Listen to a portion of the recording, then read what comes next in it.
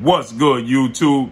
It's your boy, Blue Blood Sports TV, back at y'all with another one. So, just as I predicted, in this highly anticipated lightweight title mandatory interim showdown between undefeated 3-division world champion, superstar boxer Gervonta Tank Davis, who is now 27 wins, no losses, no draws, 25 wins by way of knockout. He's 27 years of age, 5'5" with a 67-inch arm reach, as he took on his fellow stablemate, undefeated at the time, WBA lightweight title interim contender in Rolando Romero, who is now 14 wins, 1 loss, no draws, 12 wins by way of knockout. He is 26 years of age, 5'7", with a 68-inch arm reach. With that said, just like I predicted in my fight prediction, Gervonta Tank Davis was going to knock out Rolando Romero in the 6th round with a left uppercut. And what took place? Rolando Romero was knocked out in the 6th round with a left uppercut. Styles make fights, and there's levels to this. I told everybody, I'm not trying to slight Rolando Romero, but he just needs time to get acclimated to this level of competition.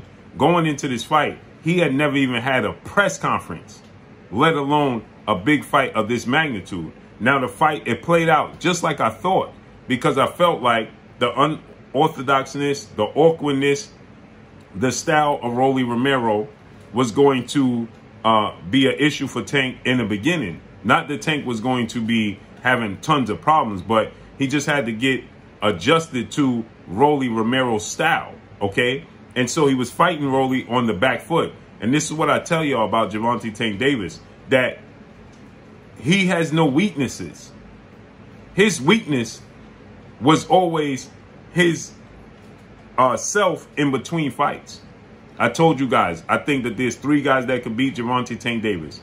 One being undefeated WBC lightweight world champion superstar boxer Devin the Dream Haney, and the other being 2-time 2-division world champion, who's the unified super featherweight world champion, Shakur Stevenson, because of their skill set. Styles make fights, because they can stay consistent for 12 rounds and dealing with what Gervonta Tank Davis brings to the table. And the third person is ultimately Gervonta Tank Davis himself. But those are both 50-50 fights. And so with that said, you have to have a certain special set of skills to be able to beat Gervonta Tank Davis, because you have to be consistent for 12 rounds. He's proven to have a chin. He's proven that he could fight north and south, east and west, okay, laterally. He could fight on the back foot. He could fight coming forward. He could fight in the pocket. He could fight in the mid-range. He could fight on the outside. He's a southpaw with power, but ultimately it's his ring IQ. And I told you guys that he's going to set up a knockout with Romero, just like he did with 4-division world champion Mexican superstar boxer Leo Santa Cruz. I told you, he set up that knockout with Leo Santa Cruz. He forced him to a well. He knew he was going to go to that well too many times, and then he was going to get a knockout, and that's exactly what he did. And so tonight, he knew that he was going to set up Romero on the back foot. So everybody was telling me Gervonta Tank Davis is running in the fight. And I told you there's a difference between running without a plan and maneuvering around the ring with a plan. And he was setting up Rolando Romero to walk into something and knock him out. And that's exactly what he did. Just like I told you he was going to do from the beginning. So with that said, Gervonta Tank Davis doesn't get enough credit for his ring IQ, his ability to box, okay? Everybody gets enamored with his power, for sure, as you should, okay? Right now, in 27 fights, he has 25 knockouts. So yes, we know he has power, and his power is always on display. But you have to look at in a manner he sets up these knockouts, okay? He set up the knockout with Leo Santa Cruz. He set up the knockout with Mario Barrios. And tonight he set up the knockout with Rolando Romero. Why? Because, like I told you guys, I wasn't slighting Rolando Romero, but styles make fights and skills pay the bills. And because you can see that he simply didn't have the fundamentals okay, the discipline and the skill set to compete with Gervonta Tank Davis, he was going to walk into something. And that's exactly what he did, because he's not disciplined on the defensive end. He opens himself up far too wide. He has these hitches where he throws punches and he freezes in between his and admires his work, whether he lands or don't land, okay? And I told you that in between that, Gervonta Tank Davis is going to land a big punch, right? That's going to knock out Rolando Rolly Romero, and that's exactly what took place. And so with that said, right, Gervonta Tank Davis came into this fight at 133 pounds, well below the 135-pound limit. And remember, he stated that he was willing to go down to 130 and challenge Shakur Stevenson in his next fight. Now, I don't know how realistic that is, seeing as though he's with the PBC, Premier Boxing Champions, founder and advisor Al Heyman. He's with Steven Espinosa, president of Showtime Sports. And we don't know if he's truly going to part ways with Mayweather Promotions, Leonard Ellaby, CEO, and Floyd Mayweather himself. We don't know if that's going to be the case. But if that is the case, even if he did part ways with Mayweather Promotions, he's still with Showtime and PBC, which is going to make it difficult to do business with legendary promoter, top-ranked CEO and promoter Bob Arum and ESPN, because you're asking them to do a joint promotion network. Even the fight that he's looking forward with Devin Haney. Now, Devin Haney, next Saturday, he has a massive undisputed showdown with undefeated, newly crowned unified lightweight world champion Australian star boxer George Kambosos Jr. for undisputed. But even if Devin Haney wins that fight, he has an immediate rematch clause with George Kambosos Jr. in Australia. And even if he don't, he has a 2 to 3 fight deal with ESPN and Top Rank. So the same hurdle for Shakur Stevenson for Gervonta Tank Davis is going to be the same hurdle for Gervonta Tank Davis with Devin Haney.